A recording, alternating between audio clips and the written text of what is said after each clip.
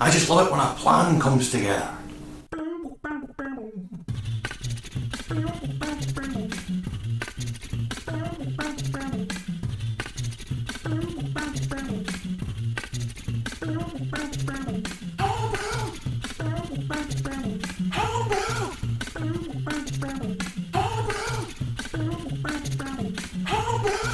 You're watching Homebrew, hosted by Big Secu at secu.com.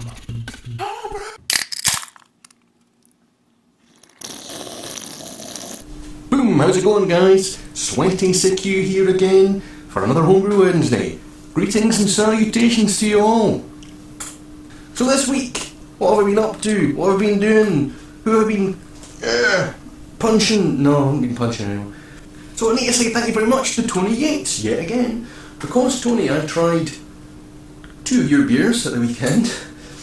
Should have only tried one, but the first one was so good that I had to try another one. So I tried Arrogant Bastard. We're going to watch that just now, and we'll leave the IPA till next week. But my God, man, can you brew beer?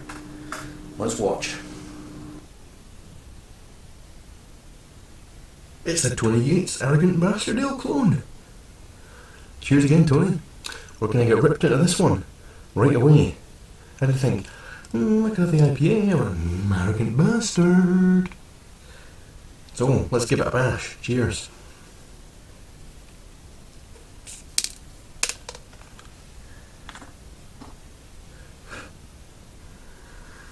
Oh, that smells great. That smells great, sunshine, eh?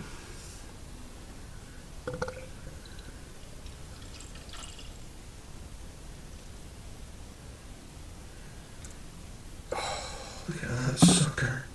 Oh, oh, oh.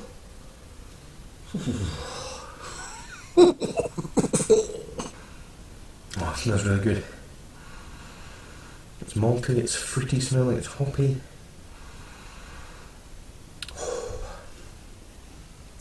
Next month I'm going to try and get a bottle of this when I'm in America, in Orlando. Let's see what like. Cheers, Tony. I'm sure it's going to be nice.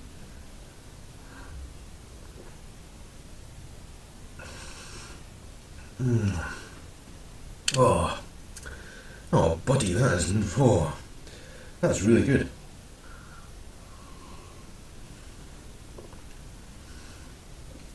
Oh,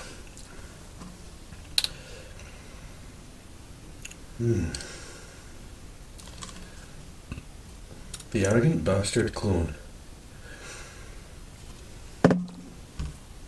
Big flavours.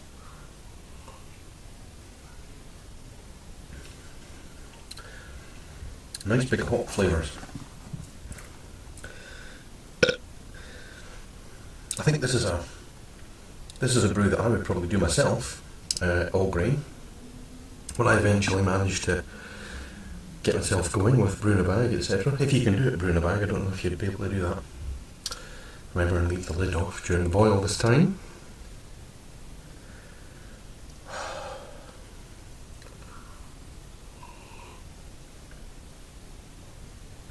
It's got a decent alcohol bite. It's malty, it's really hoppy. Kind of a dark taste about it. Oh, that's excellent. Thank you, Tony, for sending that to me. I really appreciate it, mate. Cheers. So there you go. It was so tasty. It was, and do you know something I can't believe? Tony's brewed that. It tastes absolutely gorgeous. He's never tried Arrogant Bastard Ale himself. Never. And do you know what? I drank that beer the very next day. I was in St Andrews because we were having a family day out. And look what I got. I could have done a side by side. I'm sorry, mate. I didn't realise I was going to get this. But I'm glad that I did anyway. But I'm going to be doing a video on that this weekend, this Saturday. So we'll see see how tasty that is. I'm certainly expecting it to be very good indeed. I got some other beers while I was in St Andrews. Let's have a quick butchers at them. So I've had one of these before. excellent, so that's why I got another one. And I did look for a breakfast stout, guys. They didn't have any, so got that instead. Very nice. Another one from the Stone Stable, Levitation. Never had that either, but I've heard it's really good. Anyone who's had that, let me know what you think. I'm looking forward to that. So first up on the local brews, as in British, this is the Wild Beer Company from Somerset. Somerset. It doesn't actually say what kind of beer it is, other than the fact it's fresh. And it's got the freshest hops in it, apparently. So I'm looking forward to that one. Give it a bash, why not? Even more local. The St Andrews Brewery.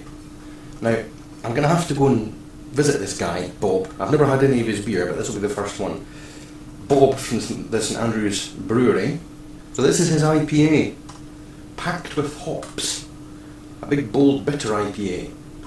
Shows off a super hop kick, but a depth of orange, apricot and tropical fruit flavours. Refreshing and complex. So I'm looking forward to that one. I've got two beers here from the Eden Brewery, which is near St Andrews. Got this one here, which is the bourbon barrel that's been aged in bourbon, 6.7% by volume. It's been aged in a bourbon barrel for 50 days. And we've got this one, that's an Islay oak aged beer. I can only assume that one's been done in an Islay whiskey cask. 7.2 for that, 6.7 for that, and here we go. Scottish craft beer. I'm going to have to go and see these guys as well. Do you know what the daft thing is? Do you know what the silly thing is? Here I have two craft beers brewed in Scotland.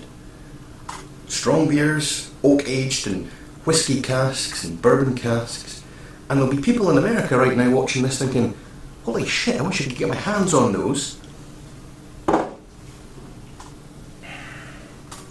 Whereas I've got my hands on these because I can go down the road and buy one. I could buy 100. I could buy 1,000. The brewery's like 10 miles away. I want to get my hands on these, but I can't get my hands on these. Look out for your Eden Brewery in your local shop, your local store, the bottle shop.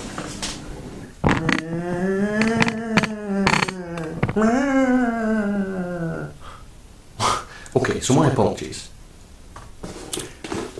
I can't remember whose idea it was, and I've just tried to look up my mobile phone to see who it was, and for some reason I can't get into my inbox.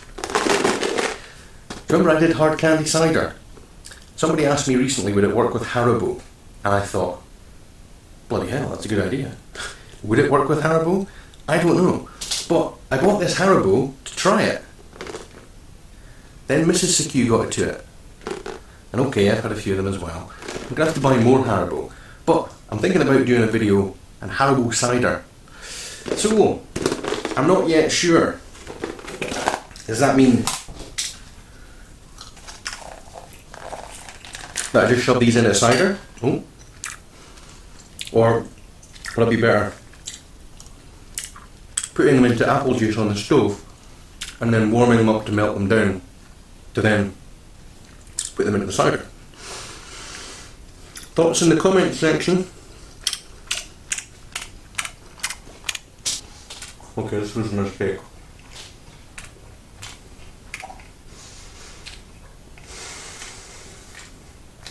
So something else I've been doing for the last couple of weeks, I've not mentioned it, but it has been growing away slowly, is this. You might remember I bought that in Louvians when I had my trip there. And I found that it was bottle conditioned and it had a tiny, tiny bit of yeast in the bottom. So I decided I was going to harvest that, and I didn't faff around boiling jars and all that kind of jazz and putting DME into it. I just drank the beer, and then once there was yeast at the bottom, I put a bit of water in and some sugar and some yeast nutrient and shook it up and put a placky bag over the top to stop stuff getting in. And I seem to have harvested some yeast. So there we go at the bottom. Look at all that yeast. Now obviously, when that started out, there was very little. There was a smattering. It was a scraping at the bottom of the bottle. But there I have no idea what kind of yeast it is. whatever yeast was in this IPA from Norway. There you are, fire and flam. So I've grown that. I'm going to turf that into a brew at some point. For the moment, we'll just leave it brewing, because it is, there's like a mini Kreuzen at the top there, but it's still fermenting, still the occasional bubble rising.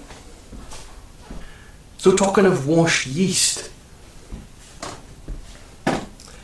here's the Muntons Gold yeast that I used in the single gallon stout. I've washed that, and there it is. I'm going to heat that and I'm going to shove it into another brew. For those of you who know about yeast, because I'm still learning, this is the yeast that I washed out of the Sierra Nevada torpedo. You might remember I made a video about that some time back. So I've used this a few times, but this particular yeast, I'll give it a shake, has been sitting in the fridge now for about 3, maybe even 4 months. Now,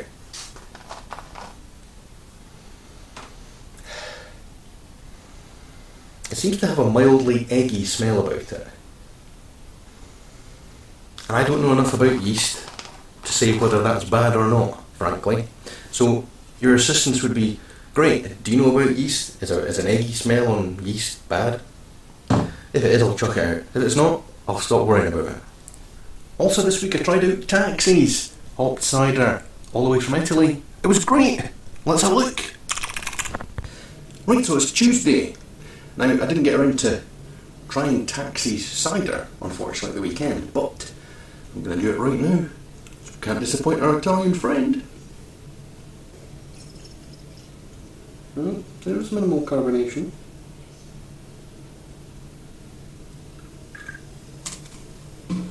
It's looking not bad. Right, well, here they are. It's Taxis hop cider. I can detect hops on the nose. Kind of earthy hops, I think. Was it Fuggles Taxi used for his hop cider?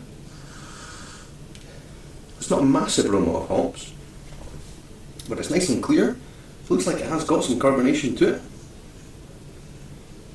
So, without further ado, let's dive in and see what Taxis hop cider tastes like.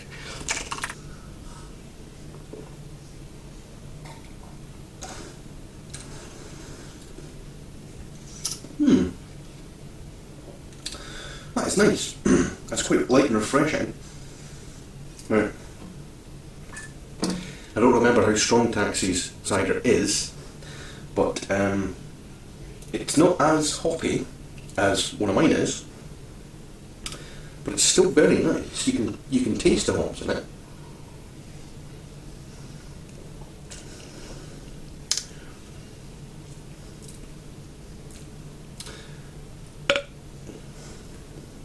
Yeah, that was pleasant. Yeah, it was refreshing. It's not mega hoppy, but you can taste the hops and you can smell the hops. So, that's a success. Successful hopped cider Taxi, my friend. Drive on, son. Oh, sorry. Ciao, bella. My third all grain, AG3, is now racked off the hops that I dry hopped them with, the nugget. Not bottled it yet, gonna try and do that this weekend. Had a quick taste though. Tastes good, but it seems to be missing something. And I can only assume it's because it's mash beer and there's only one malt and one hops. Good, but appears to be absent something. So, we'll see how it does after carboning and conditioning, but I'm still enjoying it. Excellent. Now, people! People! Let's talk hops. Right, now do you remember this? That's right. This is the hopped vodka that I did some weeks back. And look at it, I've had it in the fridge and it's really hazy. Alright? But when this is warm, it's crystal clear. So why? Why is it hazy cold and crystal clear warm? Well, it's because there's oils in it. And in fact, there's no sediment at the bottom because I've already essentially racked this once because I bottled it and put it in the loft and I left it and it had a bit of sediment at the bottom there, so I poured it out yada yada, this is what I've got left, right? So, why do I bring this up, you ask? Remember this, the head cracker?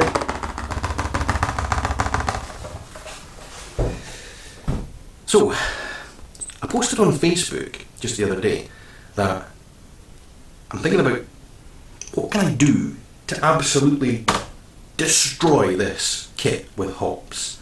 I mean, go mental. It occurred to me that there's various things I could do to put lots of hops into this kit.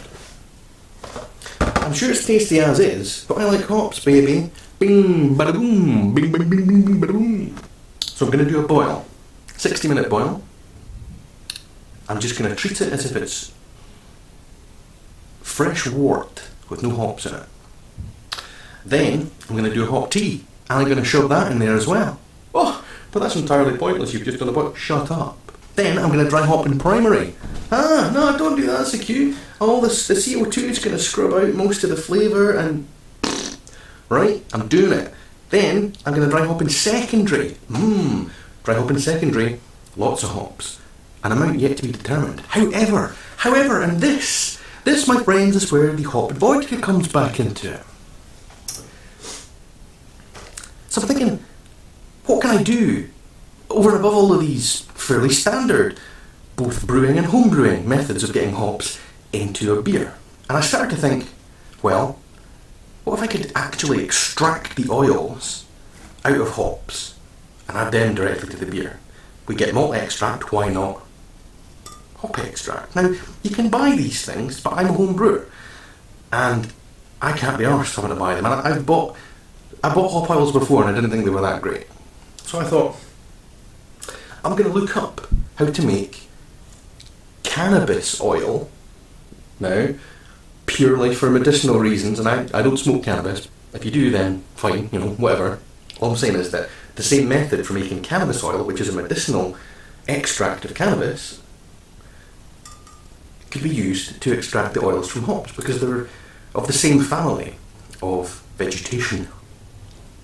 So, part of the extraction process for making cannabis oil is soaking cannabis buds in alcohol, 90% proof alcohol, which is 45%. Now, this is vodka, it's only 37.5, but alcohol, water, and hop oil.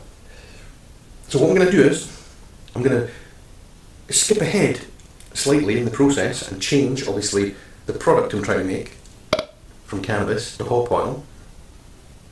And I'm going to boil down this vodka until I've got a small amount. Then I'm either going to heat it gently, continually in the pot that it's in, or I'm thinking I might transfer it to my slow cooker or crock pot and put that on low and let it just simmer away for 4 hours perhaps, keeping an eye on it. And by doing so, I should end up with pure hop oils, because the alcohol will all boil off and evaporate, and the water will all boil off and evaporate. And yes, there is that whole, oh my god, it's a whole bottle of vodka and you've basically just boiled all the alcohol off, and, you know, that's fundamentally wrong to home brewers, I understand. But once I've got hop oil out of this, once I've got a smattering of hop oil out the bottom of this, it will be super hoppy. Super hoppy. That's what we want. And that shit will get mixed with this shit, and then we'll hop it using all the traditional methods as well. I'm going to be doing a video on that, so stay tuned. Right people, I know it's been a bit long this week, my apologies. I try and keep them fairly short so that we're not boring the turters off the air. Hope you've enjoyed it. Hope I've got some questions for you throughout, you know, about yeast and all that kind of jazz. So, leave me some comments, tell me what you think. Boom. See you next week.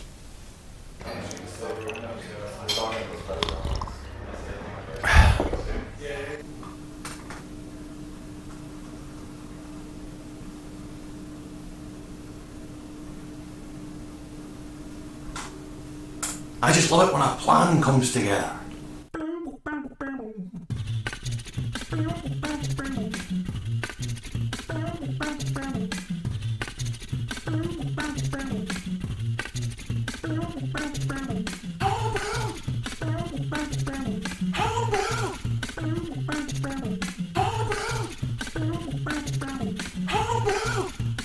watching Homebrew, hosted by Big Secu at secu.com.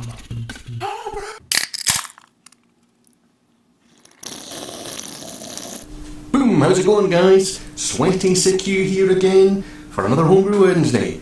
Greetings and salutations to you all. So this week, what have I been up to? What have I been doing? Who have I been punching? No, I haven't been punching anyone. So I need to say thank you very much to Tony Yates yet again. Because Tony, I tried 2 of your beers at the weekend. Should have only tried one, but the first one was so good that I had to try another one. So I tried Arrogant Bastard. We're going to watch that just now, and we'll leave the IPA till next week. But my God, man, can you brew beer? Let's watch. It's the Tony Yates Arrogant Bastard Ale clone. Cheers again, Tony. We're going to get ripped into this one right away. How do you think? I could have the IPA or Arrogant Bastard. So let's give it a bash. Cheers.